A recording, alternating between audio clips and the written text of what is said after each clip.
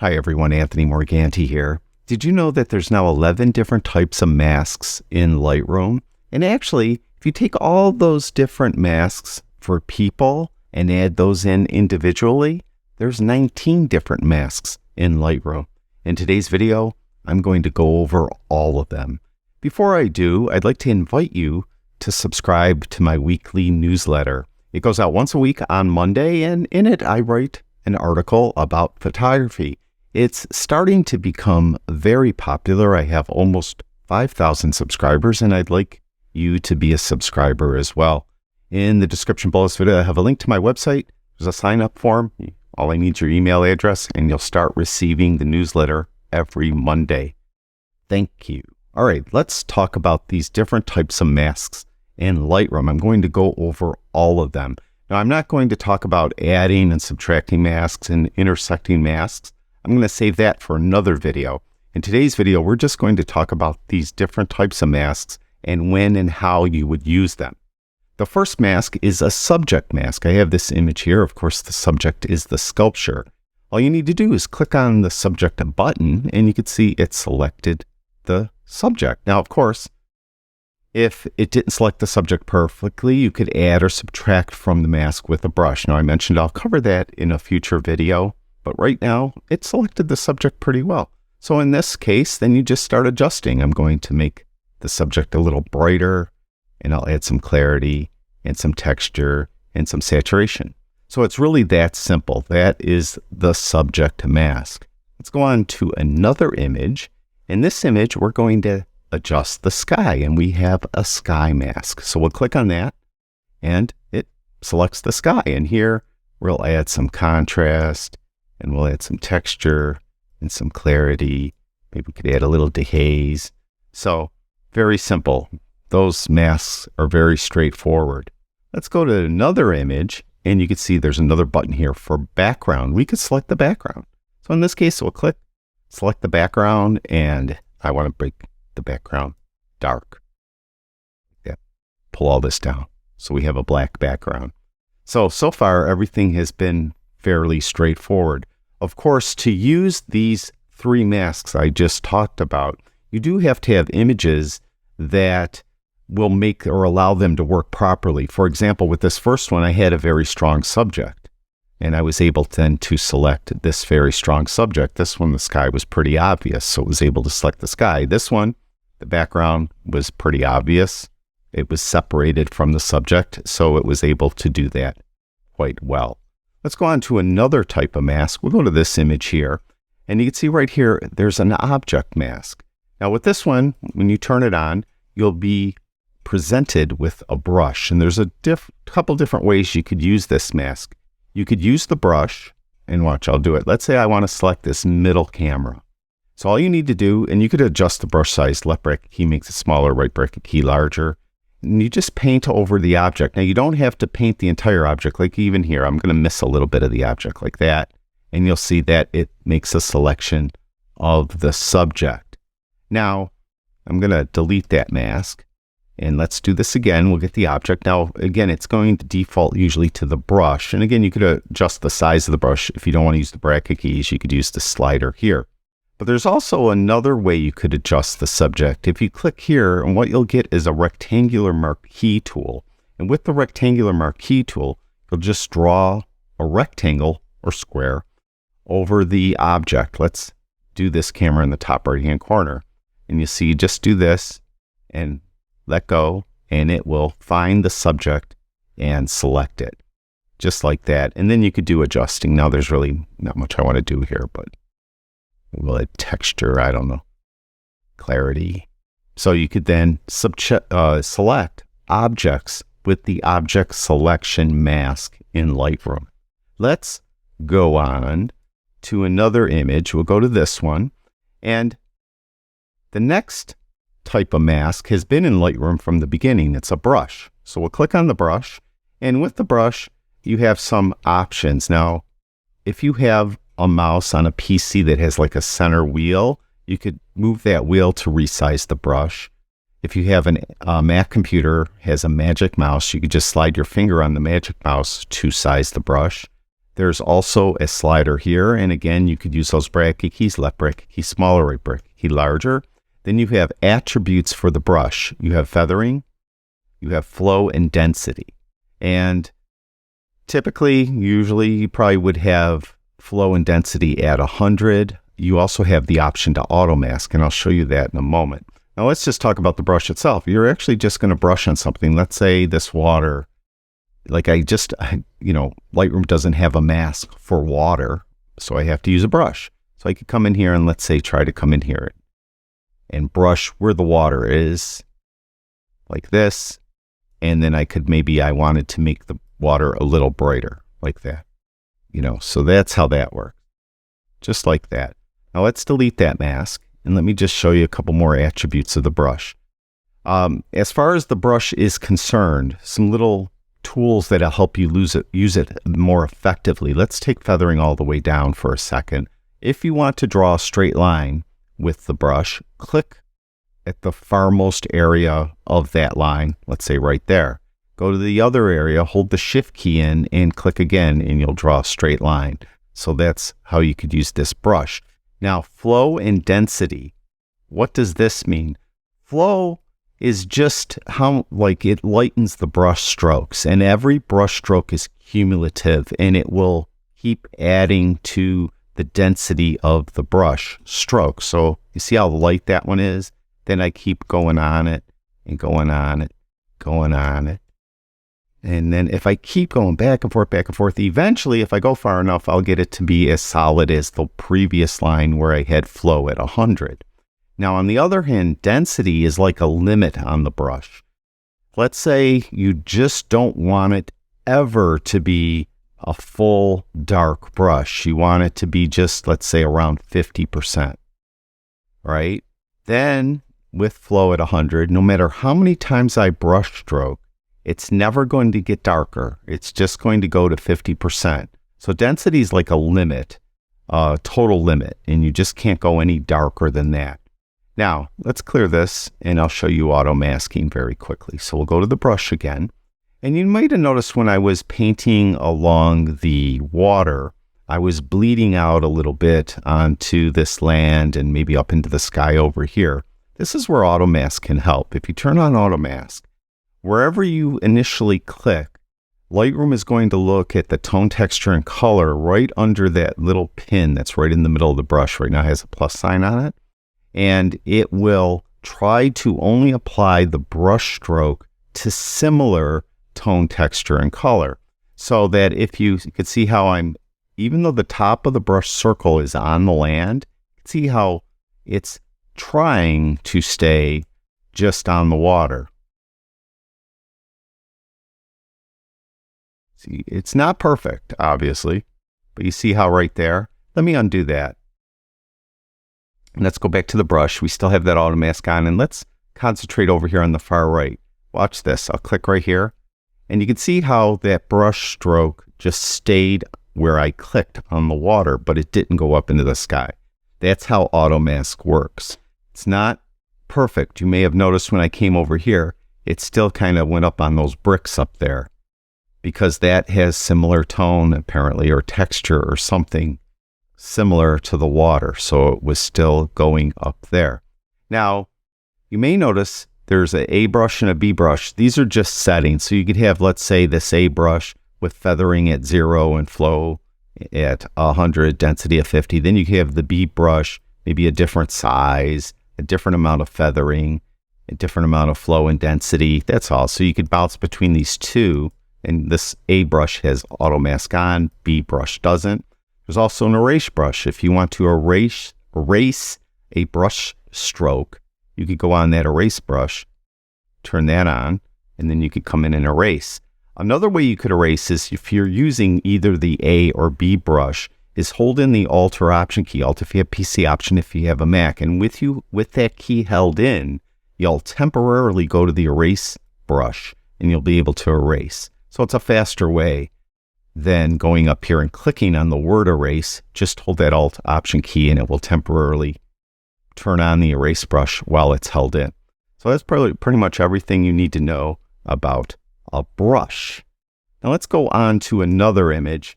And the next one is a linear gradient, and this has been in Lightroom since almost the beginning. And this is usually the mask we would use in the past for skies before we had the sky brush or the sky mask that we could just select the sky that way. We would use a linear gradient.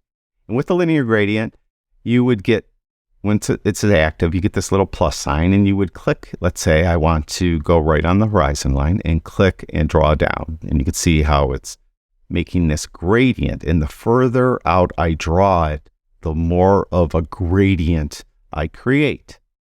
So just like that. Now here's a couple little tips. If you want to make this perfectly horizontal, hold in the shift key. When you hold in the shift key, even if I try to make it tilted, it won't allow it to tilt. Right? Another thing is, let's delete that one.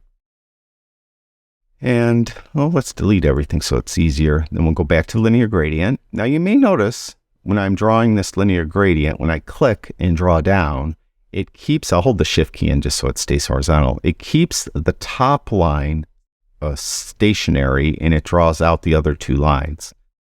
So that's the way the gradient is going. There's another way you could do this. This other way is hold in the Alt Option key. Again, Alt if you have PC, Option if you have a Mac. When you hold that key, and I'm going to hold the Shift key in as well, just so I draw it perfectly horizontal. So I hold that Alt Option key in. Notice that the middle line stays stationary, and we're drawing out the other two lines. So this is another way to draw the gradient if you want to try that.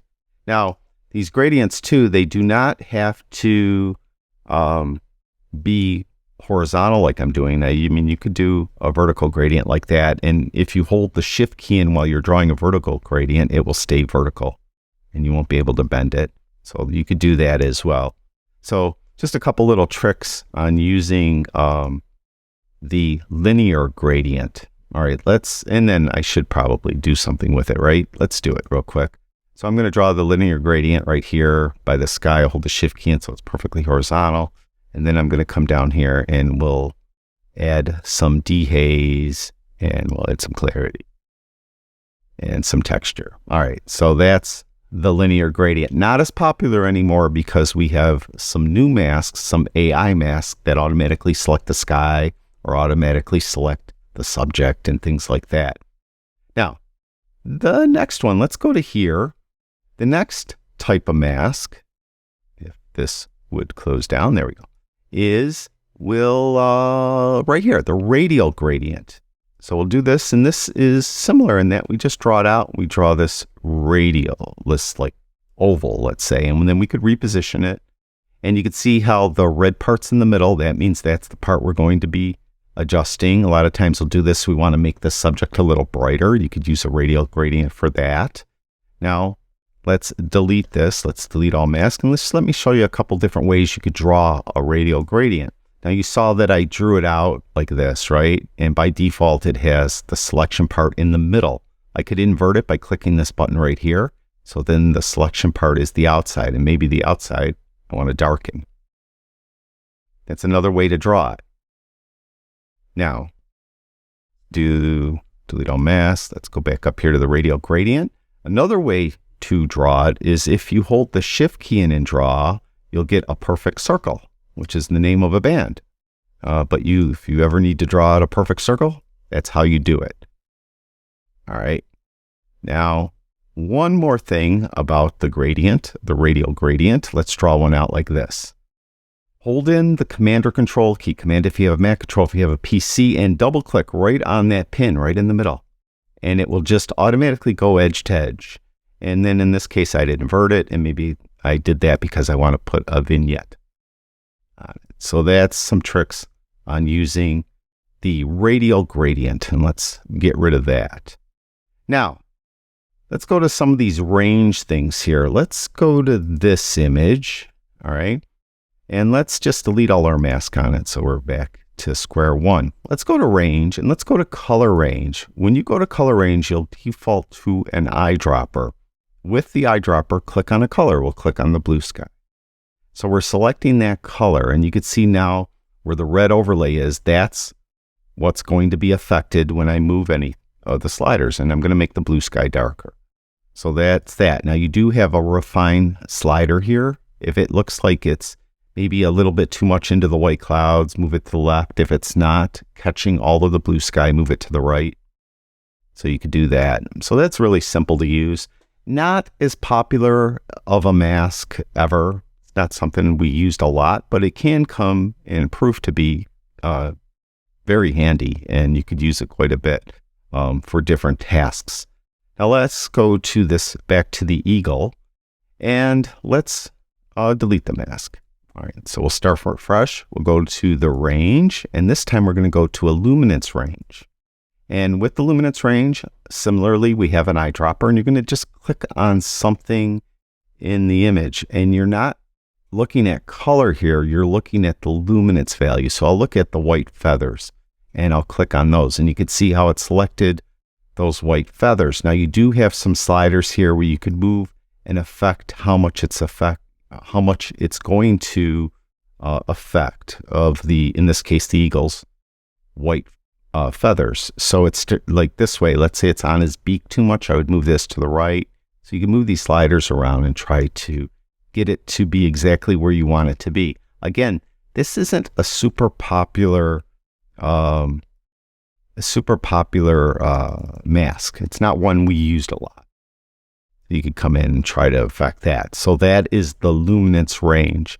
You could show the luminance map, just gives you an idea in monochrome of what you're affecting with the adjustments that you'll be doing. So just again, probably not something many of us use too much. Let's delete that mask. Now there is another range mask in here, and you can see it's grayed out. It's called a depth range. Probably on most of your images, this will be grayed out unless you use a type of camera that has more than one lens, like a cell phone or a smartphone. Those more advanced phones have cameras in them that have more than one lens.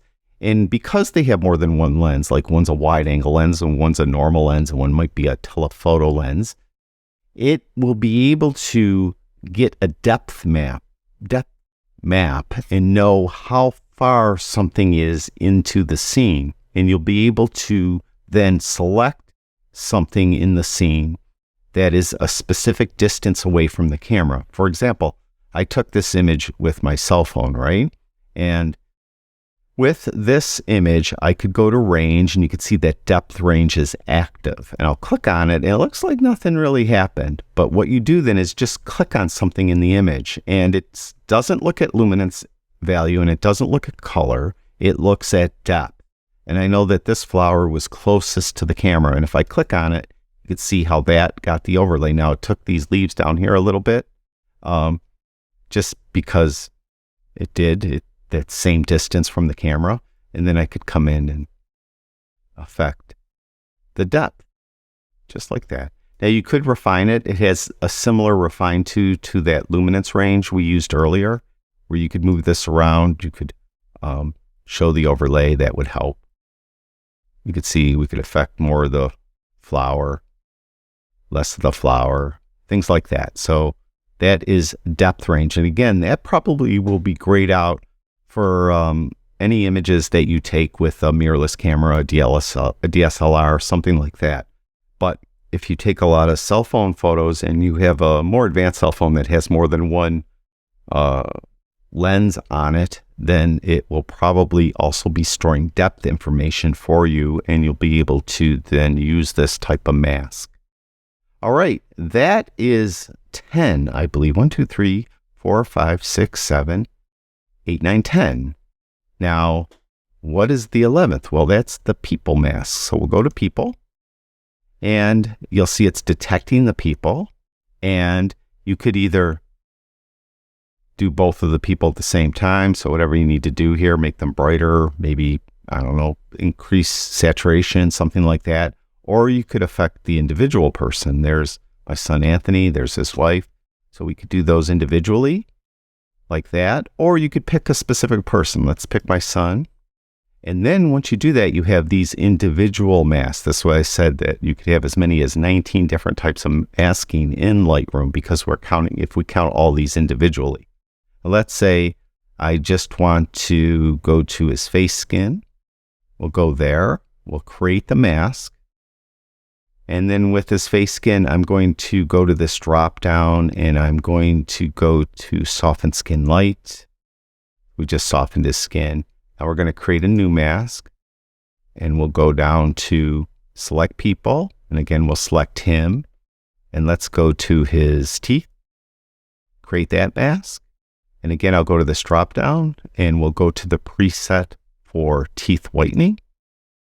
See, we whitened his teeth. And again, if it's too much or too little, there's an amount slider at the top. You could dial it back or dial it up further. You could do that. Now, if you want to go and select a different person, you could just go create the new mask. Select people. This time we'll select his wife, Christy. And then here we could do face skin again. So I actually did a video with, I think, this exact image demonstrating how to use the people masking that's in Lightroom. As a matter of fact, I'll have that video linked in the description below this video. So I'm not going to rehash it all again here.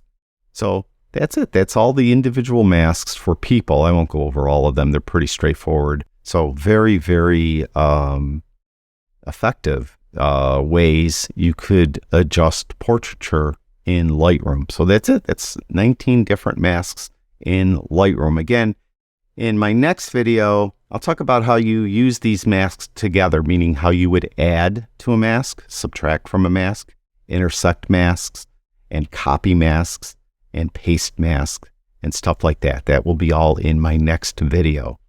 Again, I'd like to remind you, subscribe to my newsletter. In the description below this video, I'll have a link to this webpage. Also, anywhere on my website, onlinephotographytraining.com, in the right-hand column, there is a sign-up little box here. Just put in your email address and sign up. The newsletter goes out every Monday. Thank you, everyone who watches my videos. I really do appreciate it. Talk to you guys soon.